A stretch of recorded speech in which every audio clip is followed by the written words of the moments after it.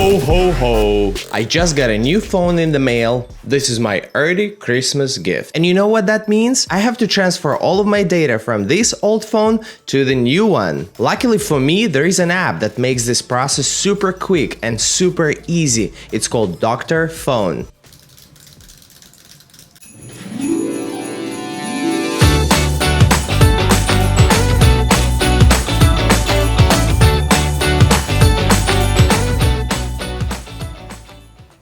It only took me a couple of minutes to install this application on my computer. Now I'll use the Dr.Fone phone transfer feature.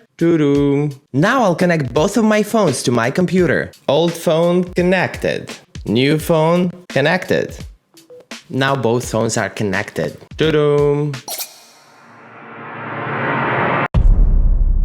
The best part, it works flawlessly even when I'm transferring data between iOS and Android. That's right, I can move my data from an iPhone to an Android and vice versa with zero issues. We're heading into 2025, so let's get things done in a smarter and more convenient way.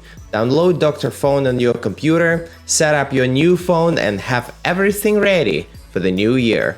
All the links are in the description. This video took me half a year to film. Back on July 3rd, I started creating one of my tutorials on how to create a Gemini business account. I completed all the steps, but was then ghosted by Gemini for almost 6 months. No updates until November 1st, 2024. When I finally received a pretty dismissive response, it was something generic like, we're busy, blah, blah, blah. Obviously, that wasn't the real reason. Something else was going on. In this video, I'll walk you through the registration process and show you how to apply for a Gemini business account. At the end of the video, I will also share what I believe caused this massive delay and what you can do differently to avoid being stuck on a 6-month hold. Without further ado, let's get rolling.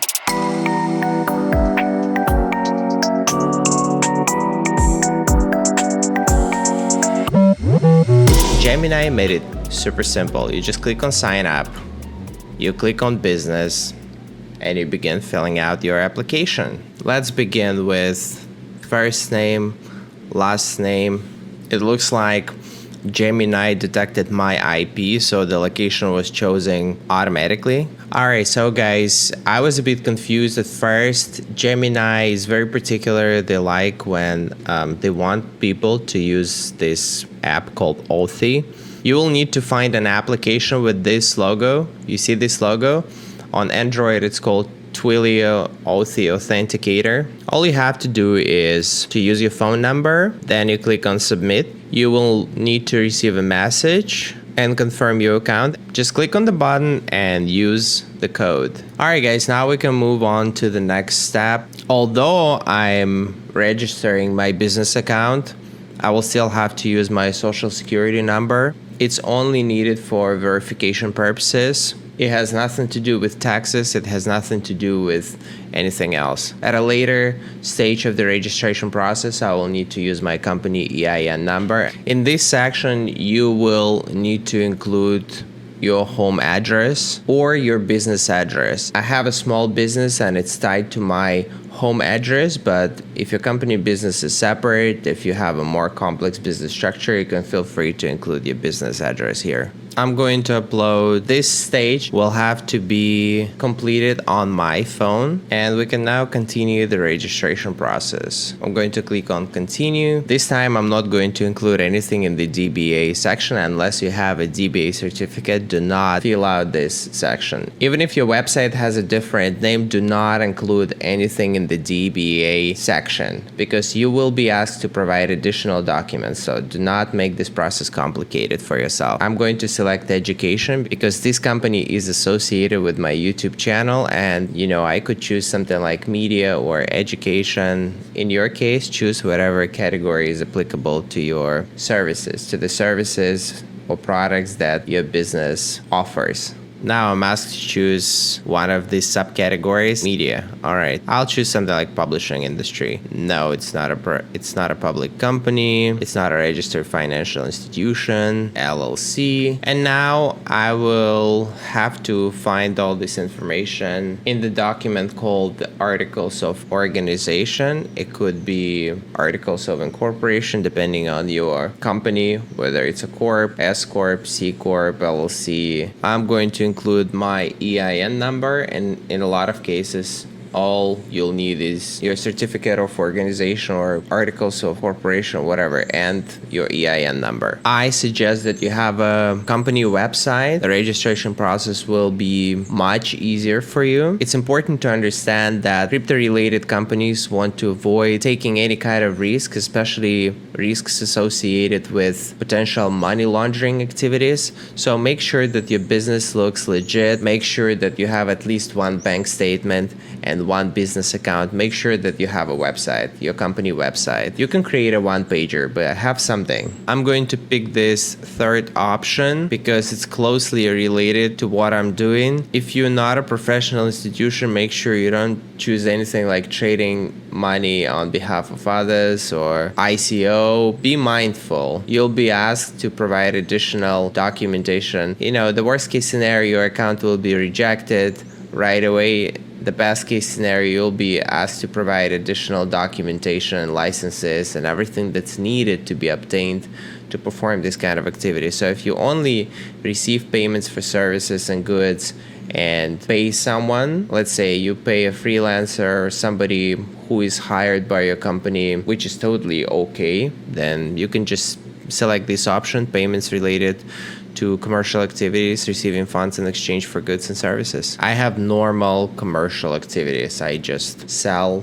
advertisement, so it would be just regular activities. Pay attention to this section. You don't want to associate yourself with anything other than countries where cryptocurrency activity is illegal. Also, if you're a US company, pay attention to what's happening in the world. If US imposes sanctions on, let's say, China, Russia, and a couple of other countries, you do not want to be associated with those countries, at least for a period of time. You want to make sure that your company does not have investors from countries that are under restrictions. You also don't want to raise funds by running ICOs. It's not allowed in the United States. I am not going to have a lot of activities on my account, which is why I'm choosing this first option. And let's move on. I'm going to click on next and provide Gemini with information related to myself. I'm a sole owner of the company. So I'm going to include the same email address. Let's see if I'm allowed to actually do it. Beneficial owner, control person, CEO. All right, so I'm not allowed to use the same email address. On Coinbase, though, you can use the same email address.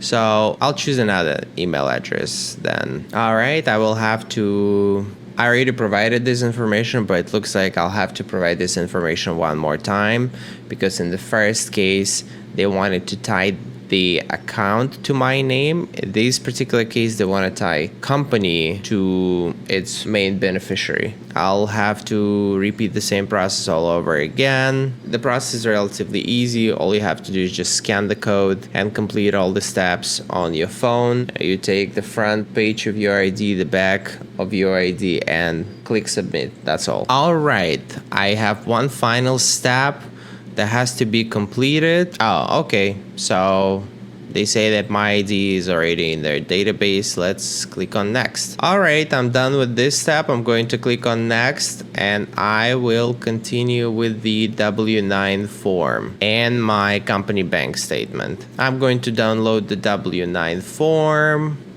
I'll fill it out and I will re-upload it. Pretty sure that the majority of business owners know what W-9 form is. You'll have to provide the address and most importantly, EIN number associated with your company. Finally, you'll have to make sure that your signature is here.